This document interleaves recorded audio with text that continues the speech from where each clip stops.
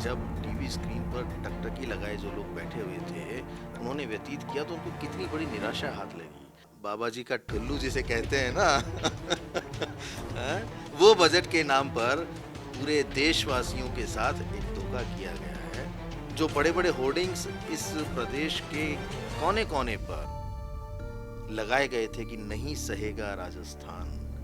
एक भी ऐसा होर्डिंग जिसका जवाब ये सरकार दे सकने वाली हो। जो अपराध हैं, अपराधों का आप ग्राफ देखेंगे तो वो भी लगातार बढ़ते जा रहे हैं। मैं ये कहना चाहता हूँ कि जब आप मुख्यमंत्री थे, आपकी सरकार थी, तो आपने इन सब चीज़ों को रोकने का प्रयास क्यों नहीं किया? जो शब्दों को वक्त पर मौन सिखा दे वही सलाहकार आगे जाके इतिहास बनाते हैं। नमस्कार, द चाणक्य टीवी राजस्थान में आपका स्वागत। मैं आपके साथ अश्विनी शर्मा।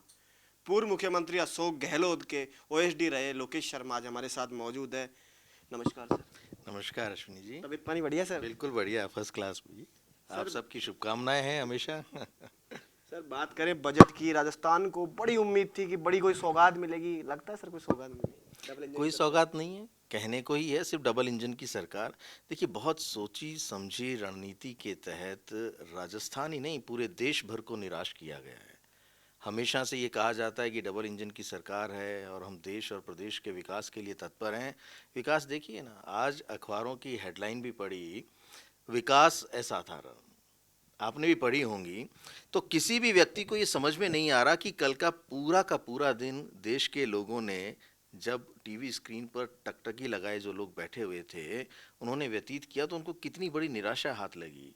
कहीं भी किसी व्यक्ति के लिए, चाहे वो किसी भी क्षेत्र की बात कर लें, किसी को कुछ भी नहीं दिया गया। बाबा जी का ठुल्लू जिसे कहते हैं ना हैं? वो बजट के नाम पर पूरे देशवासियों के साथ एक धोखा किया गया है। देखिए, इस राजनीति के चक्कर में केंद्र सरकार ने हमेशा, जब इनका कहीं ना कोई ऐसा फायदा होने वाला है, कहीं कोई चुनाव है, चाहे देश के किसी भी कोने में किसी राज्य में चुनाव है और उससे उन्हें बेनिफिट मिल सकता हो, तब ये लोक लुभावन चीज़ें जनता के सामने प्रस्तुत करते हैं ताकि उसका बेनिफिट पॉलिटिकली ले सकें। अब आप देखिए ना, 28 और 29 से पहले कोई बहुत बड़े चुनाव नहीं हैं।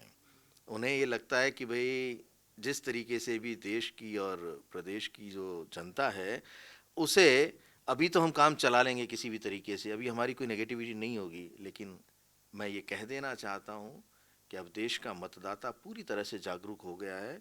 उसे ये समझ आने लगा है कि किस तरीके से अपने फ़ायदे के लिए ये सरकार केंद्र की और राज्य की आगे काम कर रही है, राजनीति कर रही है। अगर जनता का ही भला चाहते होते तो बजट में सीधे तौर पर लोगों को एक सहूलियत प्रदान करते, लोगों को कहीं न कहीं फ़ायदा पहुँचाने का काम करते।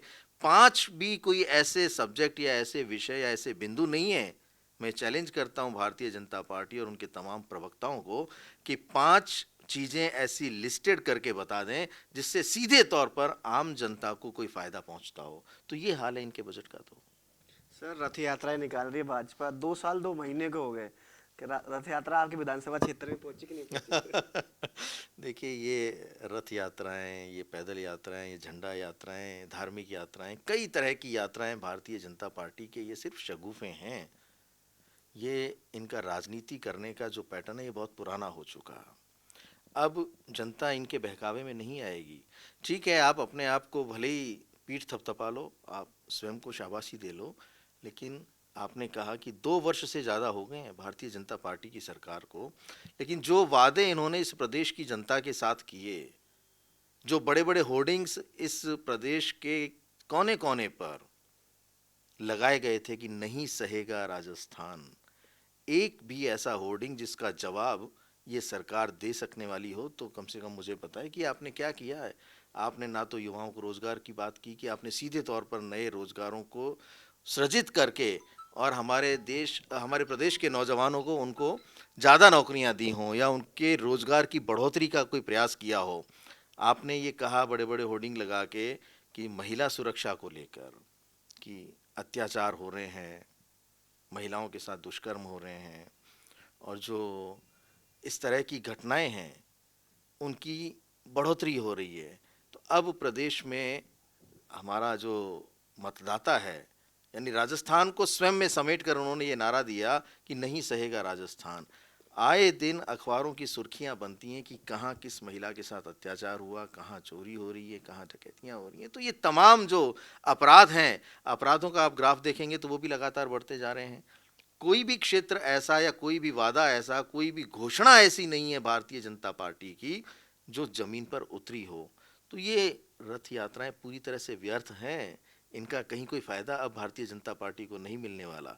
इन्हें सामने स्पष्ट रूप से दिखाई दे रहा है कि आने वाले समय में कांग्रेस अपना परचम लहराएगी और इस प्रदेश में वापस सत्ता में कामयाब होगी और सत्ता हासिल करेगी।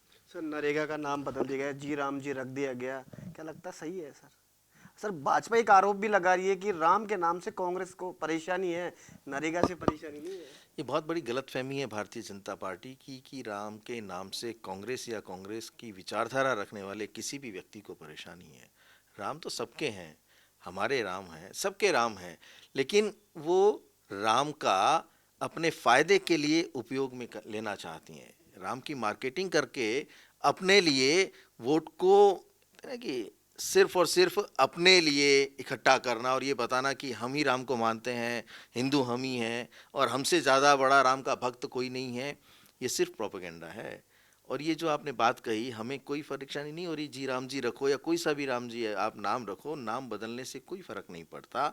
लेकिन नरेगा को कमज़ोर किया जाना ये एक बहुत बड़ा मुद्दा है। इस देश की ग्रामीण अर्थव्यवस्था की लाइफलाइन है नरेगा।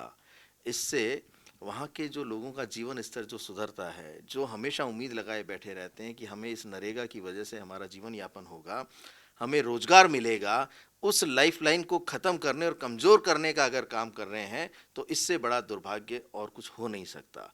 इसलिए कांग्रेस ये बार बार आपत्ति दर्ज करवा रही है और आंदोलन कर रही है, अपनी बात को मुखरता से रख रही है कि नरेगा को कमज़ोर किया तो कांग्रेस आम जनता के साथ है, हर उस ग्रामीण और उस व्यक्ति के साथ है जो नरेगा के साथ जुड़कर अपना जिसने आगे भविष्य देखा है, नरेगा के लिए काम किया है।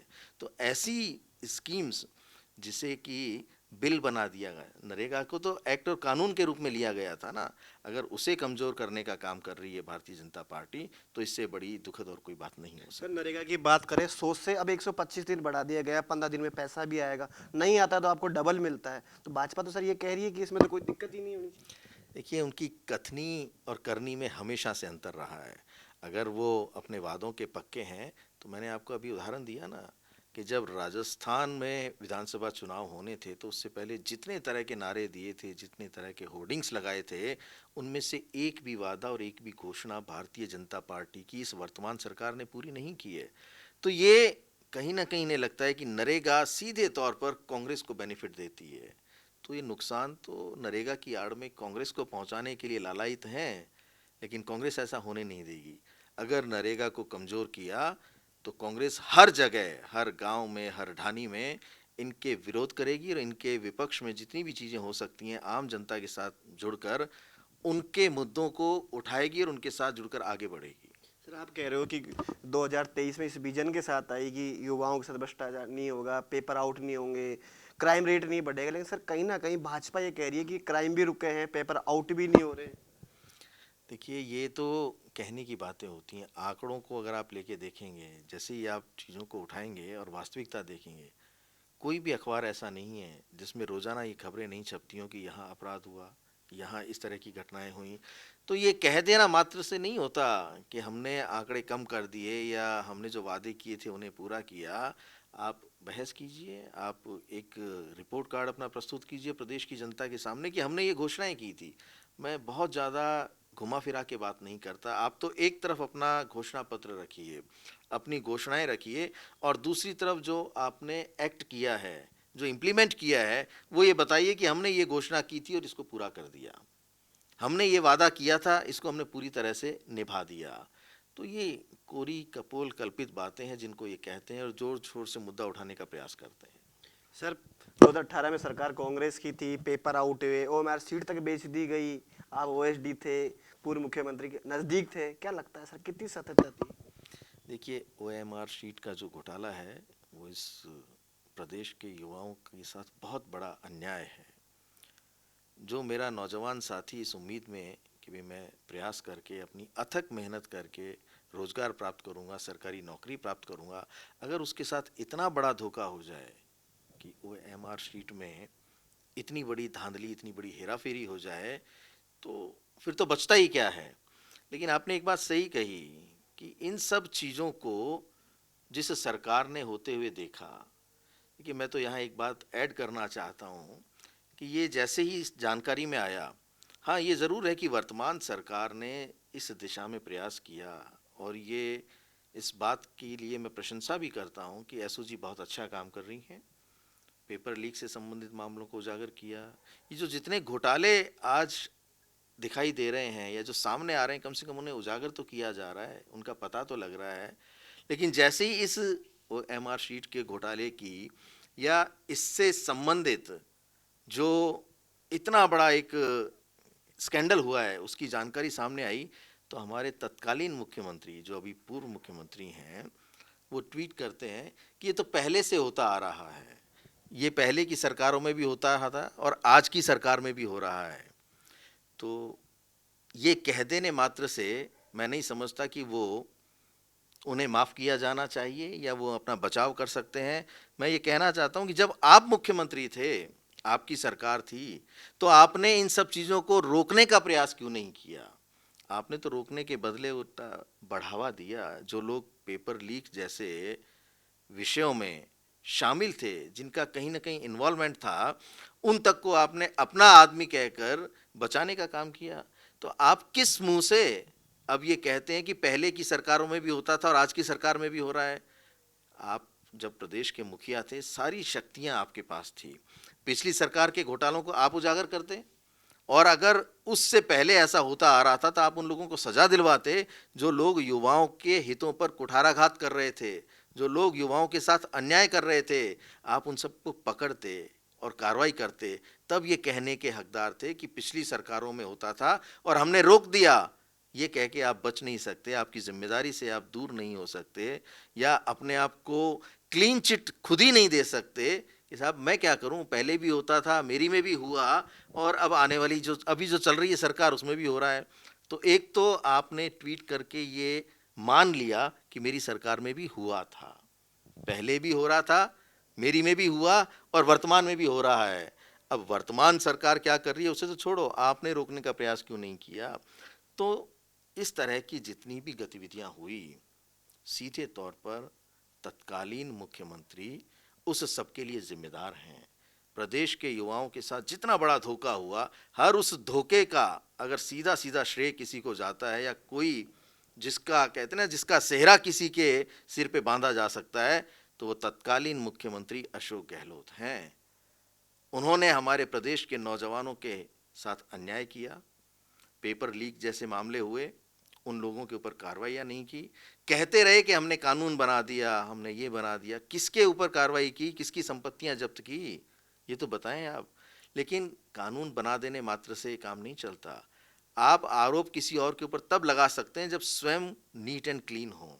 आपने कोई भी काम ऐसा नहीं किया जिससे आप युवाओं को ये भरोसा दिला सकते कि भाई मैं हूं ना, हमारी सरकार ने आपके लिए ये किया है। तो आज आपको किसी भी तरह का वक्तव्य देने की कोई भी नैतिक अधिकार नहीं है कि आप अपने मुंह से इस सरकार को या पुरानी सरकार को आप कोसने का काम करें। सर, बात करें 2028 के चुनाव नज़दीक है, किसको मुख्यमंत्री देखना चाहोगे? गोविंद सिंह डोटासरा, अशोक गहलोत, सचिन पायलट, क्या लगता है? देखिए, ये मेरे देखने और मेरे सोचने से नहीं होता कि कौन किसको मुख्यमंत्री देखना चाहता है। ये निर्णय प्रदेश की जनता करती है, और जिस पार्टी को बहुमत मिलता है उस पार्टी का केंद्रीय नेतृत्व ये तैयार करता है। आपने बात की कांग्रेस की, कांग्रेस में आपने 3 ही नाम लिए। मैं कहता हूँ कि कांग्रेस में तो अनेकों नाम हैं, ये सिर्फ 3 ही क्यों? प्रदेश में कांग्रेस के ऐसे काबिल लोगों की कमी नहीं है जो मुख्यमंत्री बन सकते हों। बस बशर्ते कि जो लोग अपने आप को कांग्रेस का मठाधीश समझते हैं, जो लोग ये सोच के चलते हैं कि कांग्रेस मेरी जेब में है, ऐसे लोगों ने हमेशा कांग्रेस का नुकसान किया है, और ऐसे लोगों को अब आला कमान और केंद्रीय नेतृत्व कभी दोबारा मौका नहीं दे। मेरी तो ये अपील है। मठाधीश किसको मानते हो? मठाधीश, अरे इस प्रदेश में पिछले 40 वर्ष से जो राजस्थान में कांग्रेस को अपनी जेब में लेकर चलते हैं, आप सब जानते हैं भाई, वो अशोक गहलोत हैं। उन्हें लगता है कि मेरे अलावा प्रदेश में कोई नेता बनना ही नहीं चाहिए, इसीलिए तो आज तक सेकंड लाइन की लीडरशिप को उन्होंने डेवलप नहीं होने दिया। जो व्यक्ति स्वयं मेहनत करके इस काबिल बना कि प्रदेश के उप मुख्यमंत्री तक पहुंचा, उन तक को नाकारा और निकम्मा घोषित करवा दिया, षड्यंत्र रचकर पार्टी से बर्खास्त करवाने का काम तक कर लिया। तो जो व्यक्ति अपने पार्टी के नेताओं को ही नाकारा निकम्मा साबित करे और ये सोचे कि चलो अब तो मेरे पैर का कांटा निकल गया, मेरे आगे और कोई दूसरा नेता है ही नहीं, तो ऐसे लोगों से जरूर बचना चाहिए। और आने वाले समय में मुझे ये पूरी उम्मीद है कि कांग्रेस पार्टी इस बात को पूरी तरह से समझ चुकी है कि जो व्यक्ति सिर्फ अपने लिए सोचता है, अपनी कुर्सी के लिए सोचता है, जिन्होंने पार्टी को नुकसान पहुंचाया, जिन्होंने आलाकमान के साथ गद्दारी की, उनके साथ धोखा किया, उनकी पीठ में छुरा घोंपा, ऐसे लोगों को अब कम से कम कांग्रेस से दूर रखा जाए। उनको ये सारी तमाम जो शक्तियां और अधिकार हैं उनके पास नहीं हो कि वो ये चयन करें कि कौन प्रदेश का अध्यक्ष होगा, कौन प्रतिपक्ष का नेता होगा, जिसमें अपनी बड़ी बड़ी भूमिका निभाने का प्रयास करें। ऐसे लोगों से अब सावधान रहने की आवश्यकता है। तो मेरा तो बहुत स्पष्ट सा संदेश है कि कांग्रेस के कार्यकर्ता नए चेहरे और नौजवानों को देखना चाहते हैं। नया चेहरा कौन लगता है सर? नए चेहरे कमी नहीं है प्रदेश में। हमारे सचिन जी भी कामयाब और काबिल नेता हैं प्रदेश के, और ये तो हर व्यक्ति जानता है कि 2018 का जो चुनाव हुआ था उस वक्त प्रदेश कांग्रेस के अध्यक्ष थे, उन्होंने बड़ी मेहनत की थी, और आम व्यक्ति को ये लग रहा था कि अब आने वाले समय में अगर कांग्रेस सत्ता में आई तो प्रदेश के मुख्यमंत्री सचिन पायलट बनेंगे। तो उसी उम्मीद में उस वक्त लोगों ने उनका बहुत बढ़ चढ़कर साथ दिया। तो इसलिए सीधी सी बात है कि अगर कोई नौजवान आता है, नया चेहरा आता है, तो कांग्रेस फिर से मजबूत होगी, कांग्रेस पार्टी आगे बढ़ेगी। और हर व्यक्ति उम्मीद के साथ देख रहा है कांग्रेस की तरफ, अब तो परिवर्तन होना चाहिए। जो लोग आज भी इस प्रयास में हैं और अपनी मार्केटिंग टीमों से ये प्रचारित कर रहे हैं कि चौथी बार मैं मुख्यमंत्री बनूंगा, ये तो बयान भी आया था अभी उन्हीं के। कि ये प्रदेश का दुर्भाग्य है। और कांग्रेस के जो नेता हैं उन्हें भी ये सोचने की आवश्यकता है कि जो व्यक्ति 40 साल तक कांग्रेस को आगे ना बढ़ने दे, उनकी कोई भूमिका नहीं रही कांग्रेस पार्टी को मजबूत करने में या राजस्थान में कांग्रेस की सरकार लाने में, उस व्यक्ति की कोई भूमिका नहीं रही। मैं ये स्पष्ट कर देना चाहता हूं, जब जब भी कांग्रेस की सरकार आई है उनको आलाकमान ने मुख्यमंत्री बनाया, लेकिन उनकी कामयाबी तब होती जब वो स्वयं मुख्यमंत्री रहते हुए इस प्रदेश में कांग्रेस की सरकार को रिपीट करवा पाते, तो दावे के साथ ताल ठोक कर ये कह सकते थे कि मैंने काम किया, मेरी सरकार ने काम किया, मैं मुख्यमंत्री था, इस वजह से ये तमाम योजनाएं, जनहित के काम, ये सब कुछ मैंने किए और जनता ने मेरे चेहरे पर, मेरे काम पर वोट देकर सरकार वापस बनवाई है। लेकिन हर बार आपने सत्ता का सुख भोगा 5 साल और उसके बाद हाथ झाड़ के चल दिए। हार के कारण भी आप ही रहे। आपने कभी पार्टी के बारे में नहीं सोचा। आपकी हठ धर्मिता की वजह से 2023 में हम सरकार को रिपीट नहीं करवा पाए। तमाम एजेंसीज ने, तमाम जितने भी लोग थे, उन सब ने ये बड़ा स्पष्ट एक, कहते हैं ना कि जितना भी होमवर्क था वो सारा करके वहाँ तक पहुँचाया था कि चेहरे बदल दीजिए, लेकिन नहीं बदले आपने, क्योंकि आपको ये डर था ना कि चेहरे बदल गए और उस दूसरे पक्ष के जो व्यक्ति प्रदेश के मुख्यमंत्री बन सकते हैं उनके लोगों को अवसर मिल गया, तो जब भी बात आएगी कि मुख्यमंत्री कौन बने, आलाकमान ये पूछेगा, तो वो सारे उनका नाम लेंगे। तो कम से कम मैं उन्हीं लोगों को अब्लाइज करूं जो अभी तक मेरे साथ थे। अगर चुनाव हार भी गए तो सरकार से चले जाएंगे, तो वो तो कम से कम मुख्यमंत्री नहीं बनेगा ना, जो ये उम्मीद लगाए बैठा है। तो ये भी एक सोची समझी चाल थी कि अगर मैं बनूं, अगर सरकार आती है, विधायक ज़्यादा आते हैं, तो ये लोग मेरा ही नाम लेंगे क्योंकि मैंने इन्हें टिकट दिलवाया है, और सरकार चली गई तो वो भी मुख्यमंत्री नहीं बन रहा जो बनने की सोच रहा है। तो दोनों तरफ चिट भी मेरी और पुट भी मेरी। तो ये इनकी रणनीति थी और इसी वजह से हम सरकार नहीं बना पाए। सर, उनको राजनीति का जादूगर भी बताया जाता है। आप आरोप लगा रहे हो, कितनी सत्यता मानते हो जादूगर है कि नहीं है? जादूगर जैसी कोई बात होती तो 23 में सरकार बनवाते ना। जादूगर कहलवाना बड़ा आसान है। आप अपने आप को जादूगर सिद्ध तो करके बताइए, लेकिन ये एक अफवाह उड़वा के रखें कि भाई मैं जादूगर हूँ, राजनीति का जादूगर हूँ, ऐसी कोई बात नहीं है। सिर्फ और सिर्फ चापलूसी करना उन्हें आता है। उन्होंने हमेशा से एक ही काम किया, चापलूसी कर करके अपनी गोटियां इधर से उधर बिठा करके प्रदेश में मुख्यमंत्री का पद किसी न किसी रूप में प्राप्त कर लिया। देखिए, जादूगरी किसे कहते हैं? जादूगरी उसे कहते हैं जिसका जादू सर चढ़कर बोले, लोगों की जुबान पे रहे, और जिसके काम की वजह से वापस हम सरकार में आए। तो एक बार भी तो जादू नहीं दिखाया आपने। कहते ही रहे कि मैं जादूगर हूँ, मैं जादूगर हूँ। राजनीतिक जादूगरी मेरी नज़र में तब कामयाब होती, तब सफल होती, या तब उन्हें जादूगर माना जा सकता था जब वो स्वयं के रहते राजस्थान में कांग्रेस की सरकार को रिपीट करवा पाते। ऐसे तो कहते रहो कि मैं जादूगर हूँ, मैं जादूगर हूँ, और फिर उन्होंने ये रट पकड़ ली है कि चौथी बार फिर मैं मुख्यमंत्री बनूंगा। क्या इस प्रदेश में कांग्रेस के कोई भी ऐसे कद्दावर और काबिल लोग नहीं है जो सिर्फ एक ही एक व्यक्ति को बार बार प्रदेश का मुख्यमंत्री बनाया जाएगा? कमी नहीं है, लेकिन वो चाहते ही नहीं है ना। अगर वो पार्टी का भला चाहते तो अपने पीछे लीडर्स की फौज खड़ी कर देते, नौजवान लोगों की एक ऐसी टीम तैयार करके देते, और ये कहते कि देखिए ये 500 लोग ऐसे हैं, इनमें से हर व्यक्ति इतना काबिल है कि किसी को भी प्रदेश का मुख्यमंत्री बना दें। लेकिन उन्होंने तो जड़ों को काटने का काम किया। जो व्यक्ति अपने बलबूते पर कामयाब हो रहा था, उसे पूरी तरह से नेस्तनाबूद करने का काम किया। ये उनका वास्तविक चरित्र है, जो प्रदेश के और देश की जनता के समक्ष बहुत लेट आया। अब तो खैर सारी चीज़ें ओपन हो गई हैं, सब कुछ लोगों को पता लग गया है कि किस तरह के दोहरे चरित्र के व्यक्ति हैं ये। तो इसलिए अब मेरा बहुत ज़्यादा कहना तो मुझे लगता नहीं है कि ठीक होगा, लेकिन मुझे ये पूर्ण विश्वास है कि कांग्रेस पार्टी अब पूरी तरीके से इस बात को समझ चुकी है, जान चुकी है कि अब ऐसे लोगों से ज़रूर पीछा छुड़ाया जाएगा, और आने वाले समय में कांग्रेस मजबूत होगी, नए लोगों को अवसर मिलेंगे, नौजवानों को, सभी को संगठित करके जो सबको साथ लेकर चलते हैं, उनको आगे आने का अवसर प्राप्त होगा। धन्यवाद सर। तो ये थे हमारे साथ पूर्व मुख्यमंत्री अशोक गहलोत के ओएसडी रहे लोकेश शर्मा, जिन्होंने तमाम मुद्दों पर हमसे बात करी। कहीं ना कहीं 2018 की हार का कांग्रेस का जिम्मेदार बताया अशोक गहलोत के। मेरे सहयोगी कैमरामैन कमलेश के साथ मैं सुनी शर्मा, जयपुर।